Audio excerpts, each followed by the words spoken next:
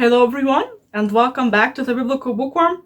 My name is Elizabeth, and today I'm talking about the book Uniformity with God's Will by St. Alphonsus Liguori.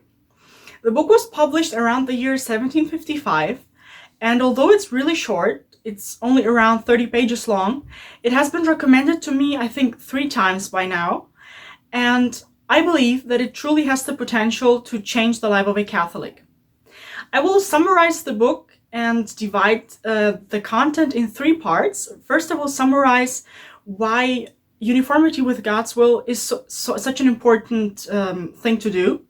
The second thing I will talk about is how we can derive happiness from uniting our will with God's will.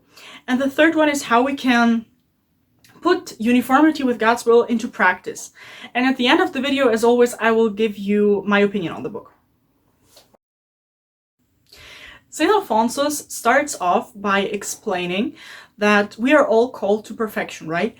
And perfection, as he further explains, means that it's entirely founded on love of God. And then he explains what love of God means, and he defines that as complete union with his will. And then he also says that one single act of uniformity with God's will would suffice to make a saint. So that really shows us the power of uniformity with God's will and how important that is for us to unite our will with the divine will. And lastly, he also talks about the example that we see in Jesus, who says in John 6:38, "For I have come down from heaven not to do my will, but to do the will of him who sent me."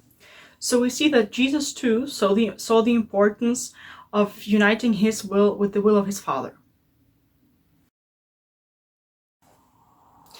After that, St. Alphonsus explains how uniting our will with God's will truly make us happy. And here he explains that if we only wish what God wishes, all our wishes come true.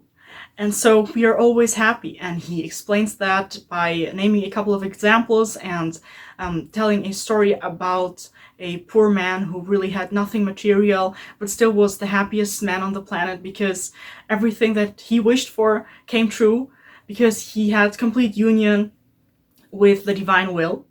And we also have to know that God wants good for us.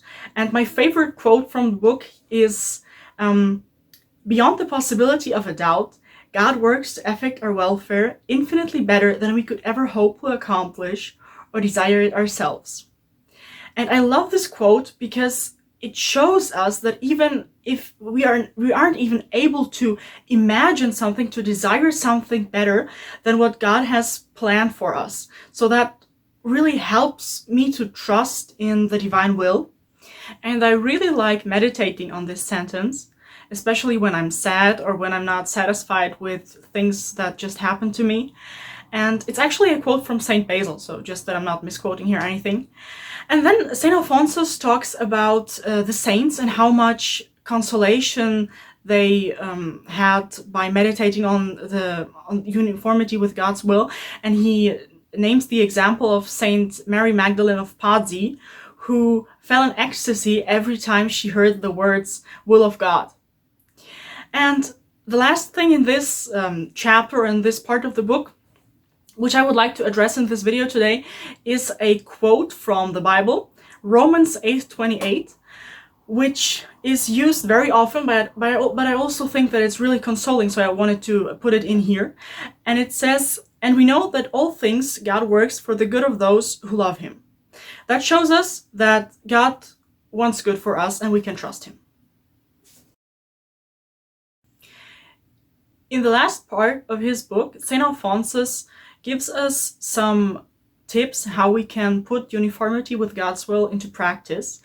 And here he clearly doesn't speak about how we can discern God's will, for example, discerning our vocation, but how we can accept what we can't change. So, for example, accepting sickness and tragedies and stuff like that. And here he quotes Saint John of Avila, who said that "One blessed be God in times of adversity, is worth more than 1,000 acts of gratitude in times of prosperity. So it's worth more to accept God's will when we don't like it than thanking Him when we do like it. St. Alphonsus also advises us to avoid expressions like "what a tragedy" or like complaining about events in our life, because that way we show that we do not agree with God's will, that we are not united with His will. And so he advises us to accept everything that comes from God and accept that it's for our good. And for me, it was always helpful to, every time I don't know, I was sick or something like that, to think through it and to think what virtue I was training by being sick. And for example, patience is a big one when you're sick, because you have to actually wait until you're able to do normal your normal schedule again. And of course also obedience, being obedient to God's will.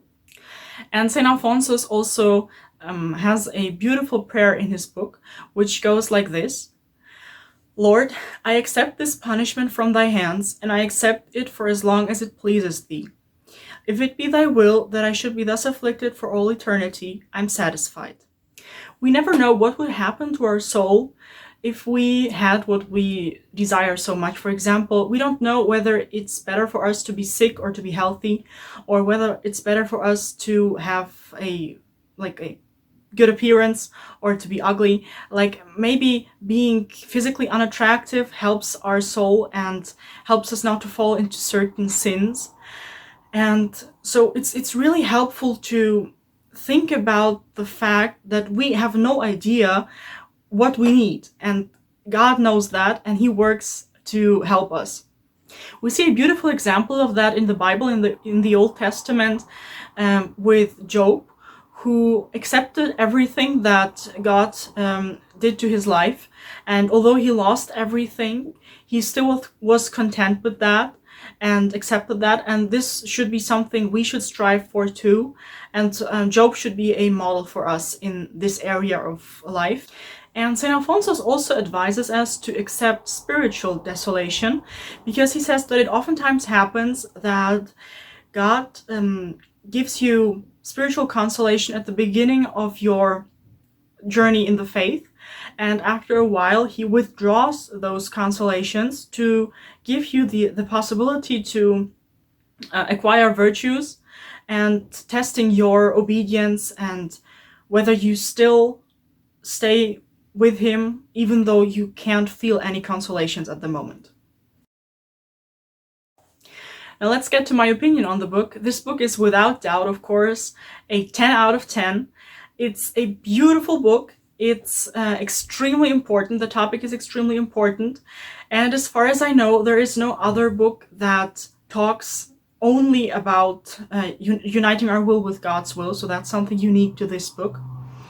And I think that it really can change your life if you imply that in your life, that you accept everything that comes from God and try to see what virtues it trains in your soul. As I've mentioned before, the book was recommended to me by 3 different people, and I have read it twice so far. I have read the audiobook version, which I have linked in the description. I have read the PDF version, and I have skimmed through the book again to prepare this video. And it still was interesting. So that's a great sign. That's been it for today. I hope you liked the video, and see you next week. God bless. Bye!